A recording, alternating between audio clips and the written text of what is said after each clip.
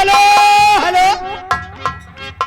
हाँ, रामकेश यादव सभासद उर्फ सुनील, उनकी तरफ से 10 रुपए इनाम दे रहे हैं।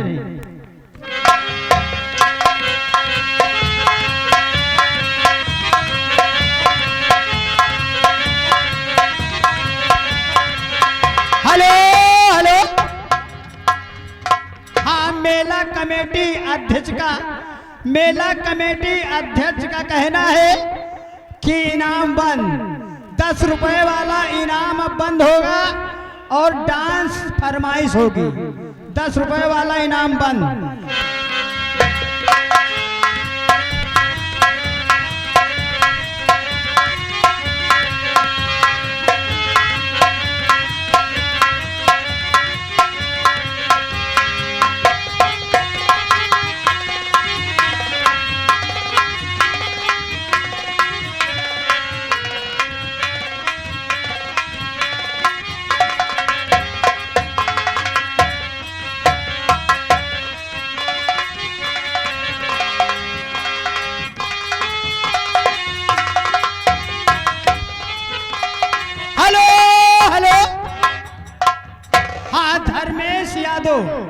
धर्मेश यादव कोषाध्यक्ष, उनकी तरफ से पार्टी के लिए 20 रुपए का इनाम पार्टी के लिए।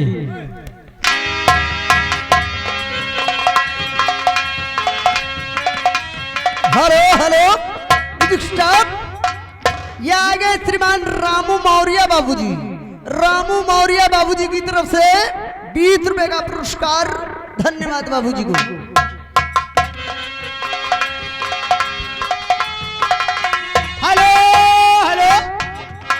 ये आगे वही छाया हुआ नाम धर्मेश यादव कोषाध्यक्ष, उनकी तरफ से पार्टी के लिए 20 रुपए का इनाम। हेलो। ये आगे बबलू यादव उर्फ दद्दा की तरफ से 10 रुपए का पुरस्कार। धन्यवाद भैया को। Hello hello. ये आगे वही छाया हुआ नाम जेपी यादव और धर्मेश यादव कोषाध्यक्ष, ये पार्टी के लिए 20 रुपए का इनाम।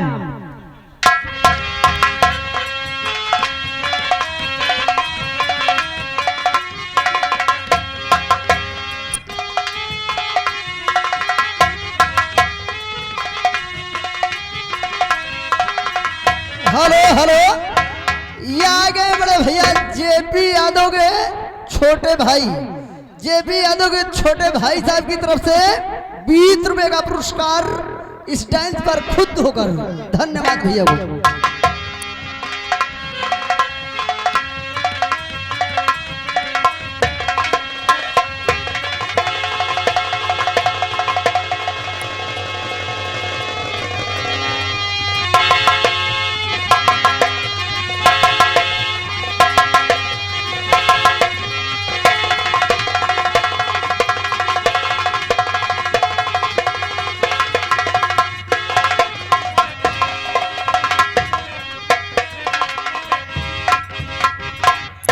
हेलो। ये आगे मानिए सर्व सम्मानित मेलाध्यक्ष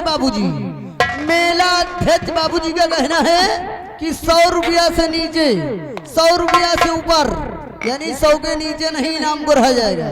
अगर इनाम पुकारा जाएगा 100 के ऊपर। अगर जिस भाई को देना है तो 100 के ऊपर दे, नहीं अपना इनाम अपने जेब में रखे। हेलो। हाँ, राजेंद्र